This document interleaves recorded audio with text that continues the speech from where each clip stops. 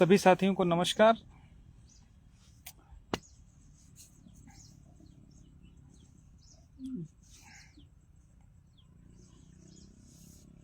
अतुल भैया नमस्कार। जो लोग जुड़ चुके हैं एक बार जरा लिंक को ग्रुप में शेयर कर दें तो सभी लोगों तक अपनी बात पहुंचा सकें।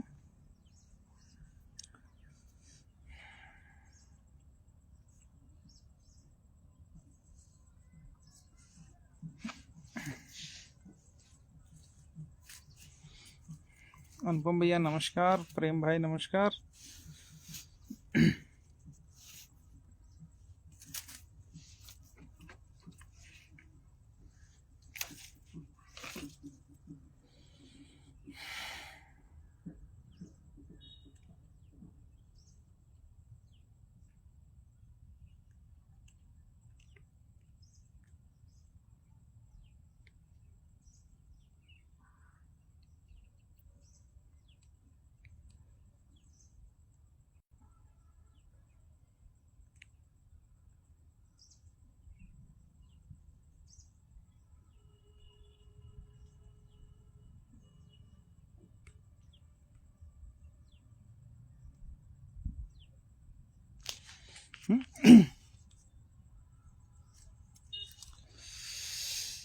तो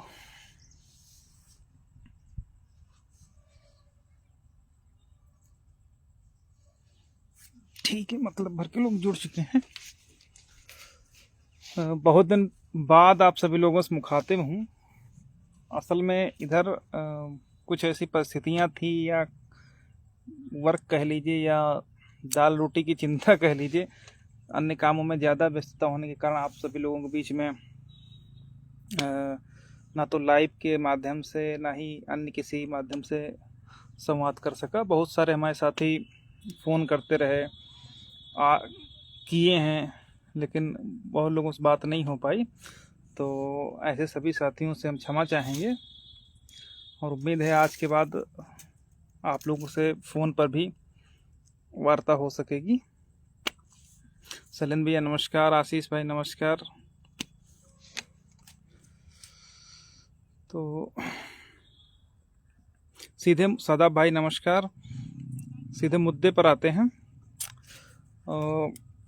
जब से हम लोगों ने जो रिट कोर्ट का ऑर्डर था उस पर गर्मी की छुट्टियों से पहले हम लोगों ने सिंगल बेंच के आदेश पर स्टे ले लिया था, उसके बाद से लगातार कई सारी कोर्ट बदलती रही, सुनवाई होती रही, लेकिन मुद्दे का अभी तक जो निस्तारण कहें या बहस हो करके जो है जिस परिणाम को हम लोग चाह रहे हैं वहाँ तक अभी नहीं पहुँच सका है। उसका रीज़न ये है कि चूंकि स्पेशल अपील की कोर्ट जो सर्विस मैटर की एक डबल बेंच में होती है और अन्य एक रिट सी होती है और क्रिमिनल वगैरह की बैठती हैं। अभी हमारा दुर्भाग्य था हम लोगों का कि जो स्पेशल अपील की सर्विस की जितनी भी स्पेशल अपील आती थी, मुख्यतः 10, 12, 15 अपीलें एक दिन में ही सुनवाई के लिए लिस्टेड होती थी, इससे ज़्यादा नहीं होती थी या होती हैं अभी भी। किंतु चूंकि स्पेशल अपील जो सर्विस की आ रही हैं उनमें जस्टिस ओम प्रकाश शुक्ला साहब ही बैठ रहे हैं, तो चूंकि सिंगल बेंच में उनका ही आदेश है तो डबल बेंच में किसी भी दशा में उनकी कोर्ट में नहीं जा सकता है। इस वजह से जो है उस कोर्ट में ना सुनवाई हुई, जिसके कारण जो अपना मुकदमा है कभी इस कोर्ट में कभी उस कोर्ट में भागता दौड़ता रहा। क्योंकि जब चीफ जस्टिस आते हैं तो जितने भी मुकदमे, चाहे स्पेशल अपील हो, PIL हो, जितने भी मुकदमे होते वो सब उनकी कोर्ट में ही जाते हैं।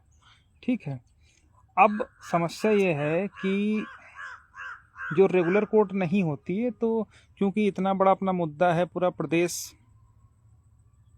क्या पूरे केंद्र तक सब लोगों के संज्ञान में ये सारी बातें हैं।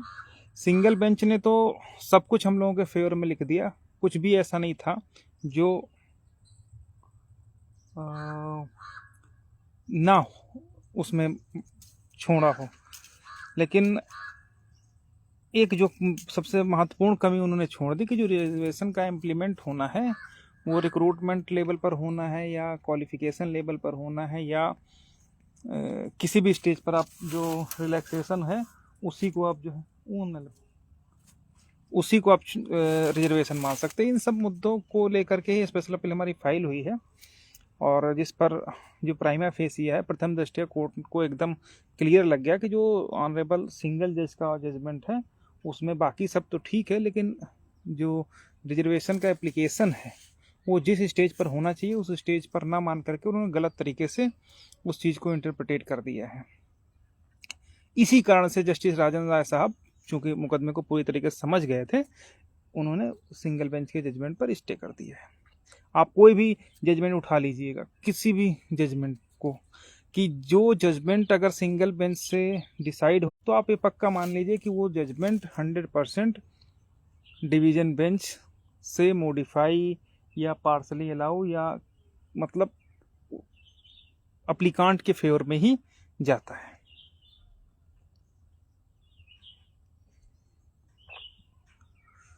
तो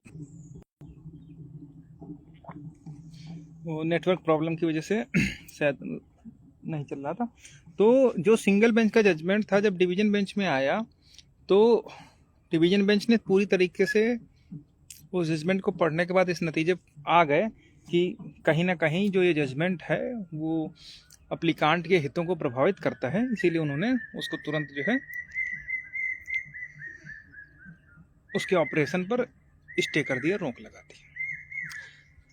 दिक्कत ये हुई उसके बाद कि बेंच लगातार जो चेंज होती रही, कभी ये बेंच कभी वो बेंच, कभी राजन राय साहब की, कभी चीफ जस्टिस साहब की, कभी जो है चौधरी साहब की बेंच आती रही।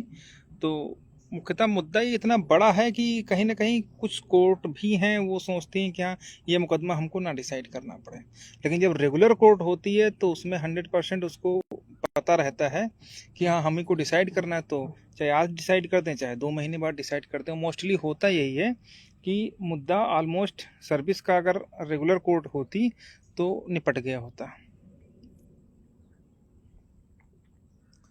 अब समस्या इसमें ये आ रही थी कि हम लोग इस बार भी चीफ साहब के यहाँ भी नॉमिनेशन के लिए बोला गया था। कोर्ट ओरल में चीफ साहब ने भी कहा था कि ठीक है हम इसको नॉमिनेट कर देते हैं, लेकिन जजमेंट में चूक लिख करके नहीं आया, जजमेंट में नहीं लिख करके आया, इस वजह से अभी तक क्लियर नहीं है कि नॉमिनेट हुई है कि नहीं हुई है। हालांकि जब से चीफ साहब गए हैं कभी कभी ओरल में रजिस्ट्री को भी इंस्ट्रक्शन रहते हैं कि इस मुकदमे को आप कोई कोर्ट फिक्स करके लगा दीजिए, क्योंकि चीफ जस्टिस साहब भी इतने बड़े मुद्दे पर किसी इंडिविजुअल जज का नाम लिख करके ये नहीं डिसाइड कर सकते कि हाँ आप लोग इन्हीं के यहाँ ये मुकदमा सुना जाएगा।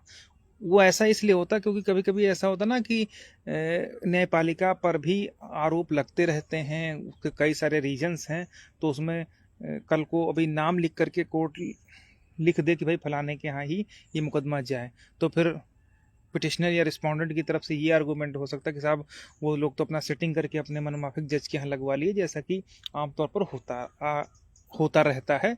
इसमें सच्चाई है, लेकिन खुल के इस चीज़ को कोई भी कोर्ट लिखना नहीं चाहती है, इसीलिए शायद जहाँ तक मैं समझ पा रहा हूँ इसीलिए चीफ जस्टिस साहब ने नॉमिनेट एज ए नाम नहीं किया है, रजिस्ट्री को ओरल इंस्ट्रक्शन कह दिया कि जो बेंच खाली हो या जिसमें कम केसेस हो उसमें लगा दिया जाए, ऐसा संभावना है। इसका कारण मैं आपको और बताता हूँ। सभी लोगों को पता होगा कि जब रेड कोर्ट में अपना मुकदमा था तो हम लोग लगातार प्रयास कर रहे थे कि ये फिक्स हो जाए। फिर जस्टिस ओम प्रकाश शुक्ला साहब की कोर्ट में अपना मुकदमा कंटिन्यू सुनवाई के लिए लगा, लेकिन क्या कहीं पर चीफ साहब की तरफ से लिखित में आदेश जारी हुआ था कि नहीं ओम प्रकाश शुक्ला साहब के यहाँ लगाइए? नहीं जारी हुआ था, लेकिन उनके यहाँ लगा। तो कहने का मतलब है कि अभी कोई भी कोर्ट हो या चीफ जस्टिस साहब वो ये नहीं कह सकते कि फलाने के यहाँ ही लगे, इसलिए शायद उसमें उनका नाम नहीं लिखा है। लेकिन अभी रजिस्ट्री से मंगलवार को कोर्ट खुलेगी तब हम लोग रहेंगे कोर्ट में, और उस दिन पूरी तरीके से कोशिश यही रहेगी कि कोई ना कोई बेंच जो रेगुलर रहे और इसके यहाँ अपना मुकदमा पूरी तरीके से जब तक डिसाइड ना हो जाए तब तक कंटिन्यू सुनवाई के लिए लिस्टेड रहे, इसके लिए प्रयास शुरू कर देंगे। सबसे बड़ी दुखद स्थिति ये है कि लोग याची बनाने के टाइम पर बहुत झोला उठा करके चल देते हैं, हम लोग ये कर दिया वो कर देंगे ऐसा कर देंगे, लेकिन जब से सिंगल बेंच के ऑपरेशन पर स्टे लेने से लेकर के आज तक की कभी डेट ऐसी नहीं हुई जिसमें हमारे वकील का साथ देने के लिए कोई भी खड़ा हुआ। जितने भी आर्गुमेंट, और एक झोला टांग करके एक जूनियर वकील की कोई हैसियत नहीं है कि वो कुछ भी कोर्ट में कहलवा सके। आप लोग कोर्ट जो लोग आते हैं तो सब लोग पता है, सब लोग देखते हैं कि सबसे पहले किसके सीनियर काउंसिल खड़े होते हैं, और जब जब वो खड़े रहते हैं तब तब ना केवल जो भी पॉसिबिलिटीज होती हैं, संभावनाएं होती हैं बहस की, उन पर गौर किया जाता है, बल्कि अगर नहीं सुनवाई होती तो इतना तो रहता है कि 1 हफ्ते से ज़्यादा डेट नहीं बढ़ने दी जाती है और उसको भी टॉप 10 में रखा जाता है। लेकिन उनका हमारे काउंसिल का साथ देने के लिए आज तक कोई भी वकील डैश पर खड़े होकर के ये नहीं कहता कि हाँ साहब हम भी हैं, हम भी हैं। हाँ, कुर्सी पैसा लिए, कुर्सी बैठे जाएंगे, खड़े तो है सेठ साहब तो हैं, वो खुदे बहस करेंगे। आज तक जब भी मैं तो उनका किस तरीके से चीज़ें कहूँ उनके विषय में कि जब भी मुकदमा होता है कैसे भी करके हम लोग मैनेज करके लाते हैं, उनको खड़े रहते हैं, और टाइम टू टाइम जब भी केसेज होता तो रहते हैं, टाइमली रहते हैं, और सबसे पहले खुशी की बात यह है कि वही सबसे पहले अपना आर्गूमेंट स्टार्ट करते हैं कि ये मैटर है साहब, ऐसा कर दिया जाए। लेकिन उनके पीछे लोग कभी किसी फलाने के लिए आए, धमाके के लिए आए, लेकिन अपने काउंसिल से कभी नहीं कहते कि आप भी सीनियर, हमारे सीनियर के साथ में खड़े होकर के कहो कि साहब इसको डे टू डे कंटिन्यू सुनवाई करके ख़त्म कर दिया जाए। तो हर काम हमारे ही थोपा जाए, याची बना के नाम पर कभी कह दो कि भाई हम इतने कम लिए, अब सहयोग करो, ये करो वो करो, लगातार करते रहते हैं। लेकिन जब भी बहस की नौबत आती कोई भी हमारे काउंसिल के साथ में नहीं खड़ा होता है। ठीक है, हालांकि आज तक चाहे सिंगल रिट में हो चाहे अभी तक हो, हम लोग अकेले दम पे यहाँ तक की स्थिति में लेकर के आए हैं, सिंगल बेंच की जज में स्टे लिए है और मुकदमे को इस स्थिति तक लेकर के आए हैं। तो आगे भी हम लोग किसी की हेल्प की जरूरत नहीं है।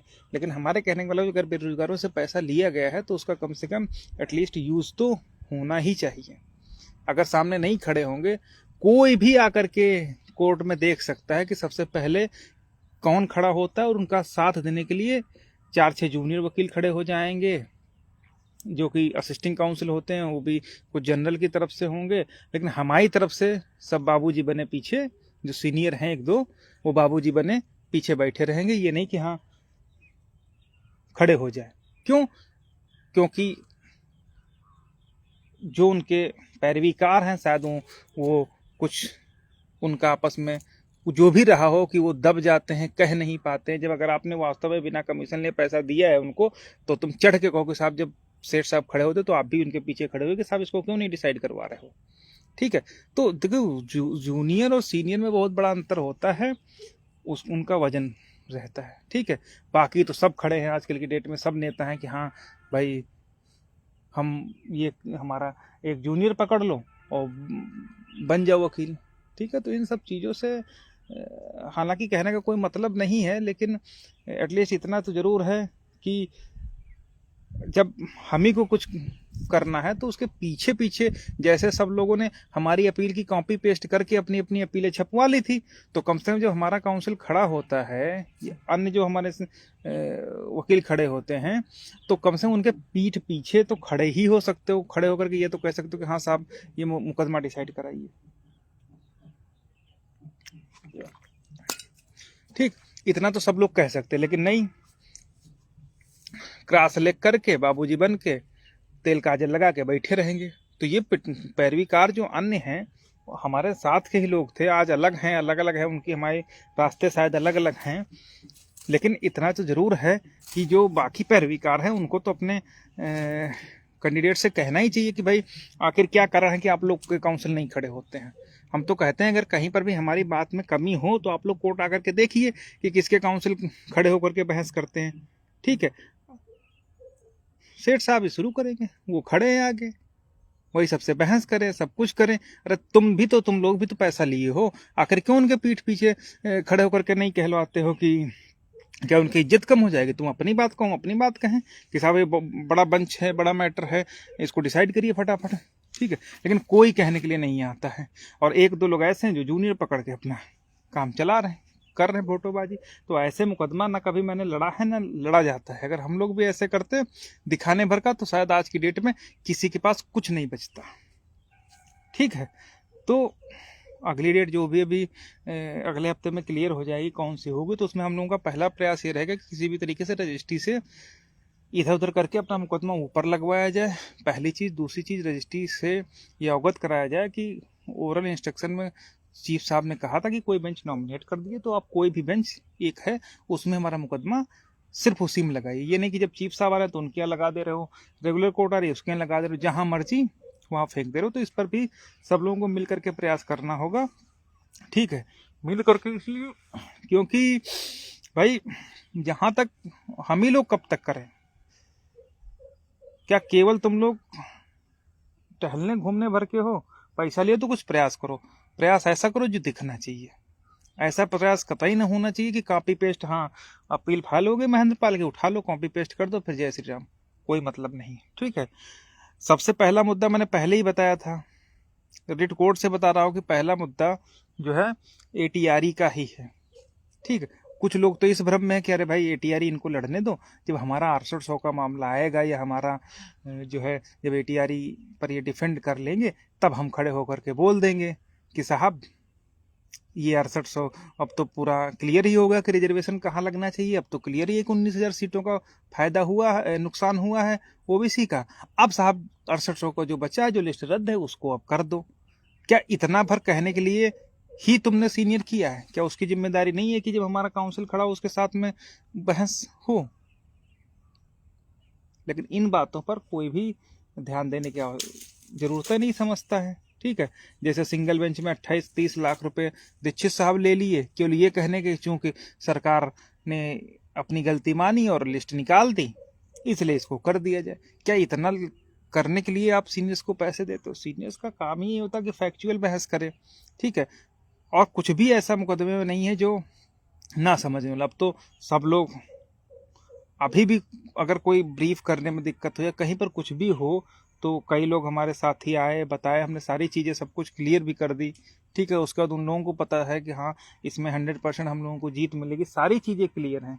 तो क्लियर हैं तो कम से कम गला पकड़ करके लोगों से कहो कि अपना तुम्हारा सीनियर क्यों नहीं खड़ा होता। एक तो आता नहीं, अगर आता भी है तो खड़ा नहीं होता है, ठीक है। तो एटलीस्ट उसका गिरेबान पकड़ करके अपने पैरवीगार से कहो कि उनको बोलो कि वो भी खड़े होकर के डिसाइड करवाने के लिए बोले। जब सीनियर्स का झुंड होगा वो कहेंगे तब कोर्ट पे प्रेशर पड़ता, और बाकी वहां जूनियर की गिनती भैया कोई नहीं होती। वो तुम जा करके बारात लेकर के 75 लोग जूनियर खड़ा कर दो जैसे ऑलमोस्ट खड़े हैं, उन जूनियर्स का कोई मतलब नहीं, ठीक है।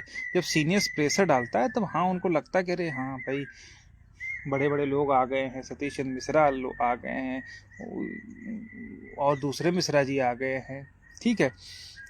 इन लोगों को खुद कहना चाहिए कि साहब उसको डिसाइड कर दिए। अपील का ही तो डिसीजन होना है, कोई ऐसा तो है नहीं कि उस पर अभी भी फैक्ट जो काउंटर रिजॉइंडर पर बहस होनी है। बहस तो सिर्फ इतनी सी होनी कि जो सिंगल बेंच का जजमेंट है वो सही है या उसमें कुछ मॉडिफिकेशन की जरूरत है, बस इतनी सी बहस होनी।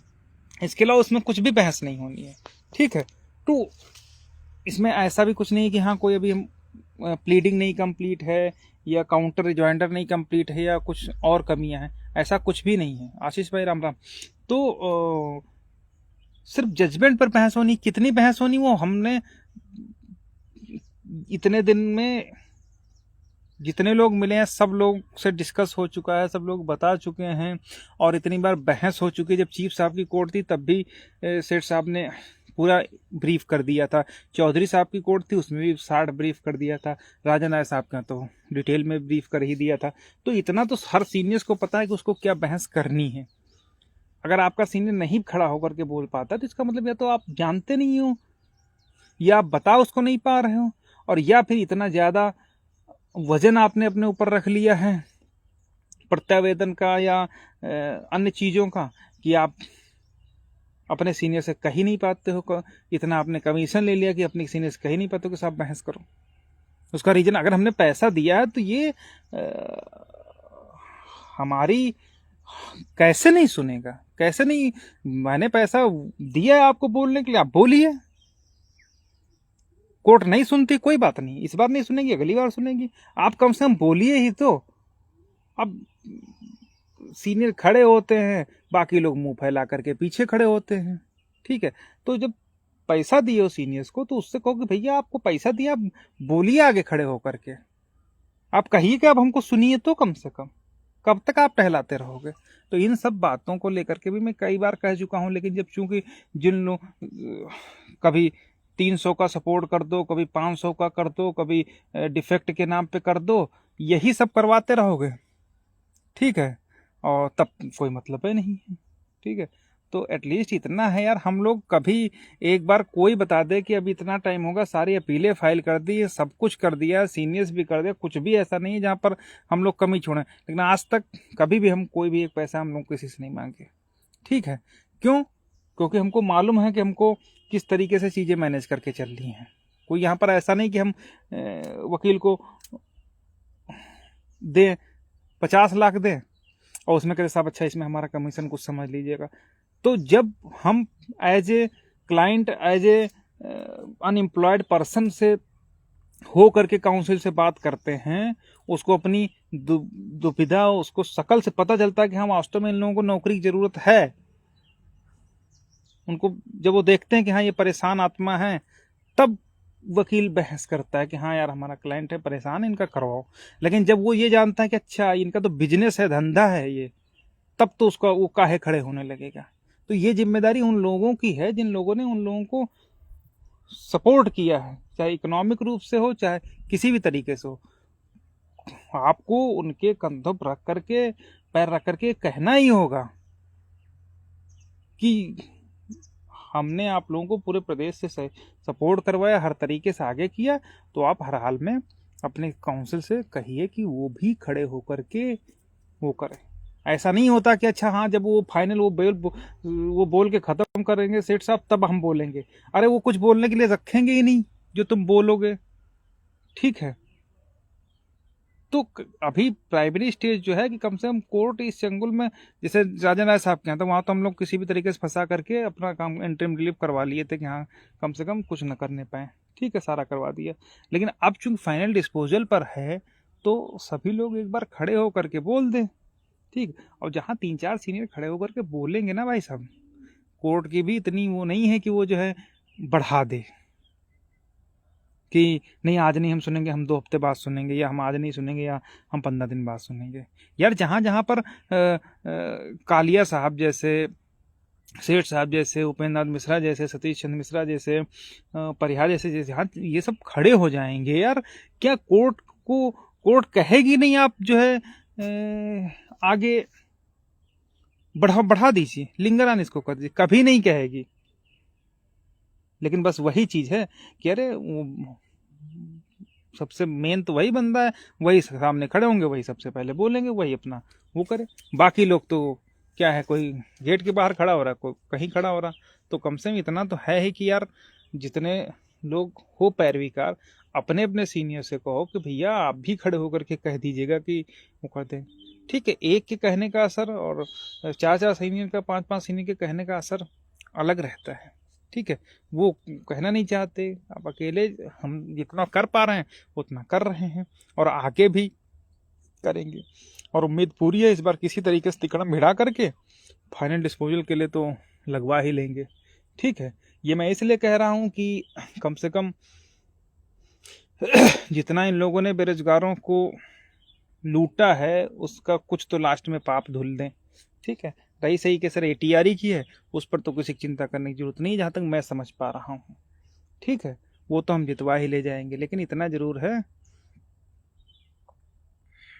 कि सचिन भाई भी बता रहे हैं कि जो भी चीजें हैं वो थोड़ा सा मेहनत आपको, जब उसके यहाँ जाओ तो आप नेता बन करके नहीं जा सकते हो, नेता बन करके ही जाते हो तभी ये लगता है कि हाँ ये है। ठीक है, आप एक क्लाइंट, एक अनएम्प्लॉयड और एक वास्तव में जिसको नौकरी की जरूरत है वो बन करके जाओगे तभी वकील बहस करेगा, जैसे हमारे काउंसिल करते हैं। ठीक है, चाहे जिस लेवल पर हो, ठीक, जैसे चाहे सिंगल में हो चाहे डिवीजन में हो। और बाकी कई तरीके के लोग हैं, कुछ लोगों को शौक है। ठीक है, तो ये सब चीज़ें हैं। बाकी भैया कल तो 2 अक्टूबर है, गांधी जयंती है। ठीक है, मंगलवार से कोर्ट खुलेगी, तो मंगलवार से हम लोग काम करते हैं। बीच में थोड़ा सा शिथिलता रही। उसका रीजन ये था कि हमको लग रहा था कि और भी कोई लोग हैं जो मुकदमा हो सकता कंटिन्यू करवाने के लिए कुछ कर सके, लेकिन सब के सब वही गोबरे हैं। मैं किसी पर आरोप नहीं लगा रहा, लेकिन इतना है कि जब अपने तुम वकील को तुम कोर्ट में नहीं ला सकते हो तो गोबर ही तो हो, और क्या। खुल के मैं कह रहा हूँ, ठीक है। जब भी हमारे काउंसिल बहस करते हैं, कभी भी ऐसा नहीं होता कि टॉप 10 से मुकदमा हट जाए या एक हफ्ते से ज़्यादा होकर जाए, लेकिन नहीं, कुछ नहीं, सीधे नेतागिरी कर लो, बस वही सारी चीज़ें हैं। तो हालांकि इन सबसे कोई फ़र्क नहीं पड़ने वाला है। अगले हफ्ते से हम लोग पूरा प्रयास कर रहे हैं कि चीज़ें फिर से पटरी पर आकर के जल्द से जल्द मुकदमे का जो है, जो हम लोग चाहते हैं उस ऑर्डर के साथ में मुकदमे का निस्तारण हो, ठीक है। और इसके अलावा जो अभी 11 अगस्त को एनसीटी की गाइडलाइन को लेकर के जो सर्कुलर जारी हुआ था, जो सुप्रीम कोर्ट का बीएड बीटीसी वाला ऑर्डर है, बहुत सारे लोग अब बहुत क्या मतलब साथी के थे उसमें भी। ये देखो, समझने की जरूरत है लोगों को, ये जो वर्तमान सत्ताधारी दल हैं ये अंग्रेजों की औलादें हैं। इन्होंने डिवाइड एंड रूल उन्हीं से सीखा है कि पहले डिवाइड करो इनको, फिर यानी बांटो, फिर इन पर राज करो, ठीक है। सबसे पहले उसने 20,000 सीटों में 6800 आदर्श को तोड़ा, फिर उसमें जनरल्स को बीच में इन्वॉल्व किया, फिर बीएड बनाम बीटीसी कर दिया। मतलब इतने टुकड़े कर दो इनके आपस में कि न ये नई भर्ती मांग सके, न रिजर्वेशन मांग सके, आपस में लड़ मर खप जाए। जो लोग, एक हमारे भाई साहब हैं, मैं टिप्पणी नहीं करना चाहता, लेकिन अब चूंकि बात आई है तो कि अपनी खुद की लिस्ट बचा नहीं पाए, अब चले हैं बीएड को बाहर करवाने या बीटीसी को बाहर करवाने, ठीक है। लोगों को ये समझना चाहिए ये सब सरकारी पैतरे हैं। इनका उद्देश्य डीएलएड कॉलेज की सीटें भर नहीं रहती, तो उसने कहा ठीक है कुछ दिन ऐश कर लो, सीटें भर गई, उनके भी कॉलेज चल गए। ये बड़ी बातें हैं, इनको समझने के लिए थोड़ा सा गहराई में जाना पड़ेगा, ठीक है। और कोई भी जो जजमेंट होता है प्रोस्पेक्टिव इफेक्ट होता है, आगे की भर्तियों के लिए होता है। पूर्ववर्ती जो भर्तियां हो चुकी हैं उन भर्तियों पर किसी भी तरीके से वो जजमेंट लागू नहीं होता है, ठीक है। इन सब को लेकर के अभी बिहार सरकार ने भी लीव पिटीशन फाइल कर दी है, तो उसमें भी क्लियर हो जाएगा सारी चीज़ें, जो भी चीज़ें हैं वो निकल करके सामने आ जाएंगी, ठीक है। और जहाँ तक मैं समझ पा रहा हूँ, जो भी यदि कोई सर्कुलर, यदि कोई गवर्नमेंट ऑर्डर अस्तित्व में होता है और उस समय उसके परसुआंस में कोई भी अपॉइंटमेंट होती है तो वो लीगल ही होती है। अगर वो क्वैश हो जाता है इन फ्यूचर, ठीक है, तो तब की तब देखी जाती है। लेकिन यहाँ पर सबसे मेन चीज़ है, लोग कहते कि 69,000 में बीएड बाहर हो गया, कैसे बाहर हो जाएगा, क्यों बाहर हो जाएगा? भाई सीधी सीधी बात है कि मतलब आप ये मान के चलो, आप मार्केट गए, आपसे कहा गया कि भैया आलू और टमाटर ले आना, आप गए बाजार, टमाटर, आलू में से टमाटर ले लिए, आलू लिए ही नहीं। तो जो चीज़ आप मांगोगे वही ना आपको मिलेगी कि दूसरी चीज़ मिलेगी। अब आइए 69,000 भर्ती पर, सर्कुलर जो रद्द हुआ है, क्वैश हुआ है, उस सर्कुलर में कहीं पर मांगा ही नहीं गया था कि जो है पूरे भारतवर्ष की भर्तियां जो इस सर्कुलर से हुई हैं वो रद्द की जाए। अगर किसी ने मांगा हो तो बताओ भाई। अगर आप जो जजमेंट चैलेंज हुआ था 40-45 और शिक्षा मित्रों वाला, उसमें इन लोगों ने चैलेंज किया था कि जो बीएड वाले हैं उनकी भर्तियां रद्द की जाए। वो जजमेंट सुप्रीम कोर्ट ने, जो राघवेंद्र प्रताप वाला गया था, जो कट ऑफ वाला मैटर था, जब कट ऑफ वाला मैटर था उसमें बीएड की अपॉइंटमेंट या बीएड को शामिल करने को लेकर के चुनौती दी गई थी, तो वो जो चुनौती दी गई थी उसको खारिज कर दिया गया है सर्वोच्च न्यायालय से। सर्वोच्च न्यायालय ने कहा है कि बीएड एलिजिबल है और इस भर्ती में शामिल है, किसी भी तरीके से कमतर नहीं है, परीक्षा उत्तीर्ण की है, कट ऑफ क्वालिफाई किया है, इसलिए बीएड को किसी भी दशा में बाहर करना संभव नहीं है और ना ही हम कर सकते हैं। अब जब यहाँ से जहां पर बीएड को बाहर करने के लिए, चुनौती देने के लिए, या बीएड के कैंसिलेशन को लेकर के जहां पर फाइल हुई थी प्रेयर, वो तो खत्म हो गई, सुप्रीम कोर्ट से प्रोटेक्ट हो गए हम लोग इन द सेंस जो भी बीएड डिग्री धारक है। अब बात आती है एनसीटी नोटिफिकेशन, तो रद्द तो हो गया, लेकिन जब तुमने बाकी अन्य पूरे भारतवर्ष के जो लोगों में कैंसिलेशन तुमने मांगा ही नहीं, उनके अपॉइंटमेंट कोएसिंग मांगी ही नहीं, तो बाकी लोग कैसे बाहर हो सकते हैं? जो उस समय अस्तित्व में था उसके आधार पर भर्ती हुई, ठीक है। और बाकी अगर सबसे महत्वपूर्ण चीजें और होती हैं कि अगर किसी, बहुत सारे फैक्चुअल चीजें हैं, क्यों नहीं बाहर होगा मैं बता दे रहा हूं, कि अगर किसी भर्ती से किसी कैंडिडेट्स को बाहर भी करना होता तो पहले उनका पक्ष सुना जाता है। उनका पक्ष ऑलरेडी राघवेंद्र बनाम उत्तर प्रदेश सरकार में सुना जा चुका है, तभी तो सुप्रीम कोर्ट ने उसमें प्रोटेक्शन दिया है कि बीएड को इन किया जाएगा। तो अब उन लोग तो जहां पर जाएंगे वहीं पर सुप्रीम कोर्ट का जजमेंट के सब हम तो इससे प्रोटेक्टेड हैं, हम उससे कवर्ड हैं। जब उससे आप कवर्ड हो तो अब चाहे एनसीटी का गजट रद्द हो, कुछ भी रद्द हो, उससे कोई मतलब नहीं। अगर कवर्ड नहीं है तो फिर सुप्रीम कोर्ट का ये जजमेंट, वो दोनों जजमेंट कंट्राडिक्टरी हो जाएंगे, तो शायद फुल बेंच बने। कई सारी चीजें हैं, पॉसिबिलिटी हैं, तो इतना लेथन कोई नहीं पालता है। वो सीधे सीधे अपना जो जिस समय एलिजिबल होता है उस समय अगर वो भर्ती प्रक्रिया में शामिल है तो उसको अपॉइंटमेंट मिलनी चाहिए, या मिलती है तो वो गलत नहीं होगा। इस चीज को आपने ध्यान से अगर जजमेंट पढ़ा हो तो उस जजमेंट के किस पैरा में सुप्रीम कोर्ट ने खुद ही लिखा है नोटिफिकेशन में कि चूंकि जब राजस्थान सरकार ने भर्ती निकाली तो राजस्थान सरकार के भर्ती निकालने के समय जून 2018 का जो सर्कुलर था वो प्रभाव में था, इसलिए बीएड को उस भर्ती में शामिल ना करना गलत था। सुप्रीम कोर्ट खुद ही कह रही है कि भैया इनको खुद शामिल करना चाहिए था, वो जजमेंट में अपने लिख रही है। रद्द कर दे रही वो अलग बात है, लेकिन उसका मोटा मोटा इंटेंशन तो यही था कि भर्ती प्रक्रिया में शामिल करना चाहिए था इनको, ठीक। वो बेचारे बाहर इसीलिए हो गए क्योंकि सरकार ने उनको अंदर नहीं किया था, बस लड़ाई लड़ाई जा रही थी। ये सरकारें किसी की नहीं है, ना बीएड वालों की हैं, ना बीटीसी वालों की हैं, ना ओबीसी की हैं, ना जनरल की। ये तो केवल एक भ्रम है। जो लोग लगता है कि अखिलेश हमारे हैं, मायावती हमारी हैं, योगी हमारे हैं, ये किसी ने, ये सिर्फ और सिर्फ सत्ताधारी दल है। इनका मोटिव ही यही है कि केवल हम जनता पर राज करना ही इनका एकमात्र उद्देश्य है और कुछ नहीं है। ये तो ये काम तो ये मजबूरी में करते हैं, वोट बैंक के लिए दिखाने के लिए करते हैं, ठीक है। तो जब आप जजमेंट कोई भी पढ़ा जाता है तो एक पैरा नहीं पढ़ लिया जाता कि एक पैरा पढ़ लिया और लेके उड़ गए, वो फ्लो में पढ़ा जाता है। आपको उसका इंटेंशन समझना चाहिए, ठीक है, कि कोर्ट इसमें कहना क्या चाहिए। कोर्ट खुद ही करी थी कि इन लोगों ने शामिल नहीं किया राजस्थान सरकार ने बीएड को, जबकि सर्कुलर अस्तित्व में था। तो क्यों, अगर पूर्ववर्ती डेट से रद्द हुआ मान लिया जाता तो सुप्रीम कोर्ट इस बात पर टिप्पणी ही नहीं करती कि इनको शामिल करना चाहिए था या नहीं करना चाहिए था। उसका मतलब यही था कि भाई इनको साथ अन्याय हुआ है, शामिल करना चाहिए था।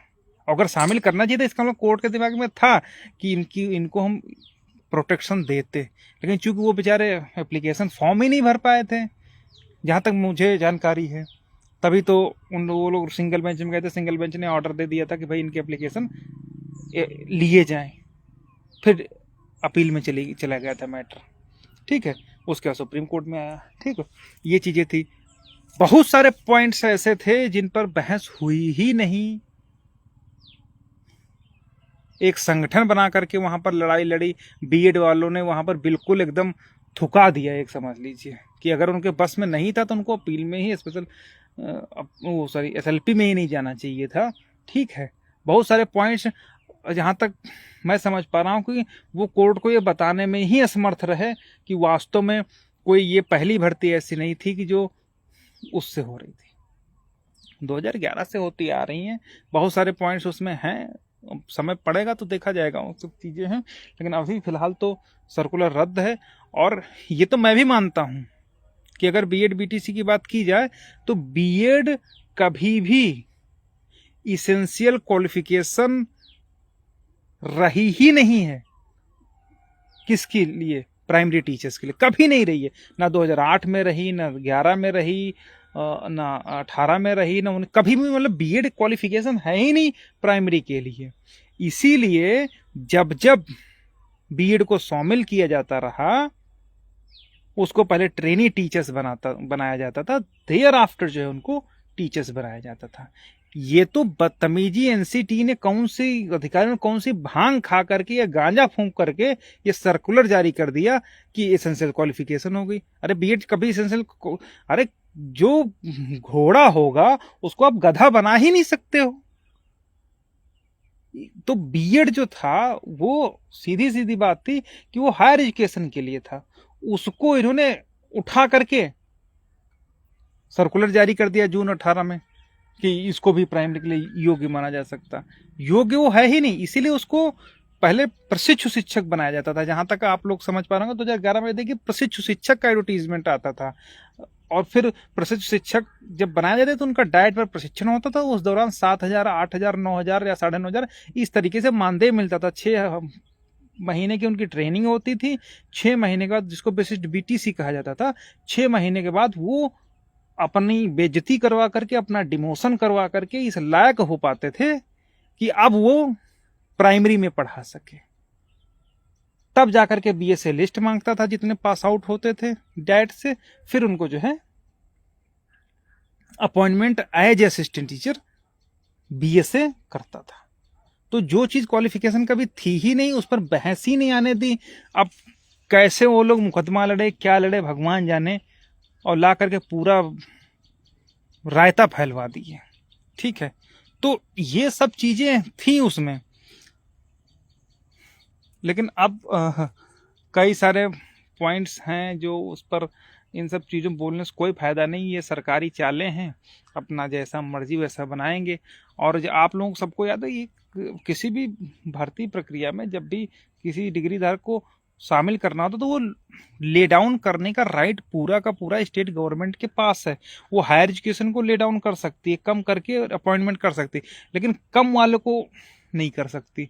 हालांकि कर सकती थी, उसमें जो है शिक्षा में तो किया था, तो वो गलत मान लिया गया था। लेकिन ले डाउन करने का जब आप एनसीटी गाइडलाइन पढ़ोगे तो उसमें साफ साफ लिखा है कि स्टेट के पास पावर है कि वो कर सकती है, उसमें कहीं से कोई दिक्कत नहीं है। ठीक है, इसीलिए उसको प्रशिक्षु शिक्षक बनाया जाता था। लेकिन ये पहली बार हुआ कि उठा के टीचर्स को असिस्टेंट टीचर बना करके पहली बार में फेंक दिया। असिस्टेंट टीचर नहीं बन सकते, जब पहले वो प्रशिक्षु शिक्षक बनेगा। प्रशिक्षु शिक्षक के बाद जो है वो ट्रेनिंग टीचर्स के बाद जो है वो असिस्टेंट टीचर बनेगा। तो इन सबको बहस में शामिल करने के मुद्दे होने चाहिए थे, लेकिन कहीं पर कोई भी बहस नहीं की गई।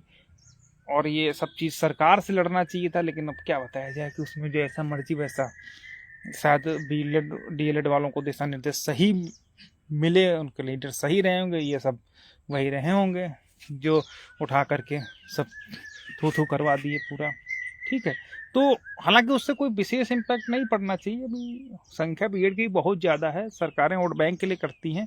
अब इधर चूंकि डीएलएड की अभी सीटें उटे भर जाएं, भर्ती तो आनी नहीं, क्योंकि अब लड़ाई कौन सी, डिवाइड एंड रूल वाली नहीं। तो अभी 24 में इलेक्शन आ रहा, सब लोग भर्ती मांगते कि हाँ उत्तर प्रदेश सरकार भर्ती दो, भर्ती दो, भर्ती दो। अब क्या, पहले बीएड बीटीसी आपस में लड़ मरो, ओबीसी जनरल, एससी जनरल, ये लोग आपस में लड़ मरो, तब तक देखा जाएगा।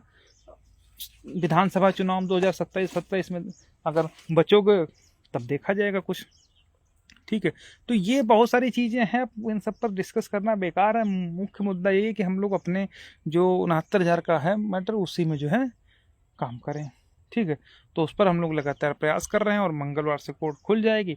तो इस बार किसी भी तरीके से एक पर्टिकुलर बेंच डिसाइड करवा करके और बहस करवा करके जल्द से जल्द इस मुद्दे को डिसाइड किया जाए। तो ये सब बाकी चीज़ें हैं। और अगर आप लोगों को कोई प्रश्न हो तो बताइए, उस पर भी हम लोग थोड़ा सा बातचीत कर लेते हैं।